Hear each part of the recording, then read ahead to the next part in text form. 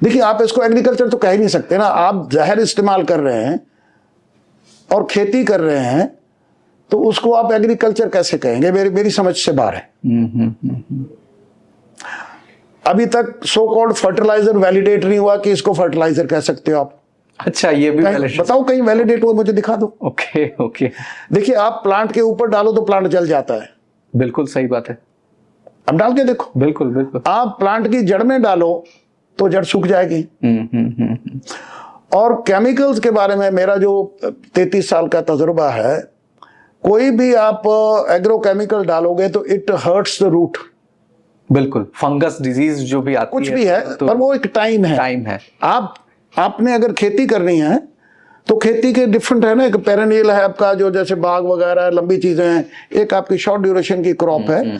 तो उसके बेचारे के पास तो उम्र ही बहुत छोटी है ना। हाँ। तो आप उसमें हैवी केमिकल दे रहे हो तो आप देखोगे कि उसकी रूट प्रभावित होती है। और क्योंकि जेनेटिकली वो जो अपने आप को सरवाइव करना चाहते हैं, because it is a living organism, minimum 3 times root निकालता है वो। अच्छा, हाँ जी। okay. नई रूट निकालेगा।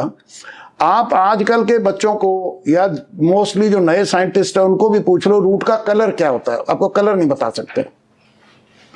क्योंकि जब केमिकल डालोगे तो आपको रूट का कलर ही नहीं पता लगेगा क्या है। वाइट होता है, हल्का सा ऑफ वाइट होता है, ये तो ज्यादा है आपकी कमीज जैसा। ओके।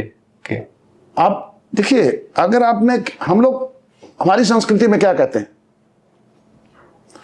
बात हम लोग कर रहे हैं तो मैं कुछ ऑफ ट्रैक चले जाऊं तो आप कहोगे ग्रेवाल जी मुद्दे पर आइए। मुद्दे का मतलब कौन समझ रहा है? सही बात। मुद्दा क्या होता है? जड़ का समूह को मुद्दा कहते हैं। मूल मुद्दा, मूल ही जड़ जो सबसे पेरेनियल रूट है उसको मूल कहते हैं। इसीलिए हम जो मूली निकलती है उसको मूली कहते हैं। बिल्कुल। और इंग्लिश में क्या कहेंगे? रूट कॉज और रूट कहते हैं। और कोई साइंटिस्ट रूट को देखता है क्या? मैं इतना केमिकल डाल रहा हूं तो उसका रूट पर क्या प्रभाव पड़ रहा है? फॉइलर ग्रोथ हम लोग बोलते हैं बस। देखिए, प्लांट ने जो भी आपके लिए न्यूट्रिएंट एकत्र करने हैं, आपको फसल को हेल्दी बनाना है, जो भी, वो तो रूट का काम है ना।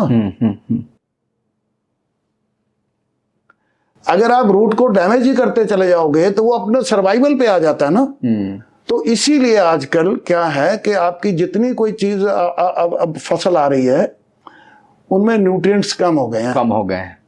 क्यों कम हो गए हैं? कौन साइंटिस्ट है जो कह रहा है जी ये नेचुरल फार्मिंग या ऑर्गेनिक फार्मिंग ठीक नहीं है?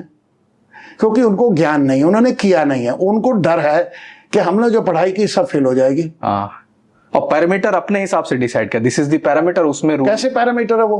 उनके पैरामीटर सारे केमिकल बेस्ड है। और आज जो पढ़ाई भी हो रही है एग्रीकल्चर में, वो आप एग्रो केमिकल इंडस्ट्री के लिए नर्सरी पैदा कर रहे हैं। इससे ज्यादा खेती कौन पढ़ा रहा है?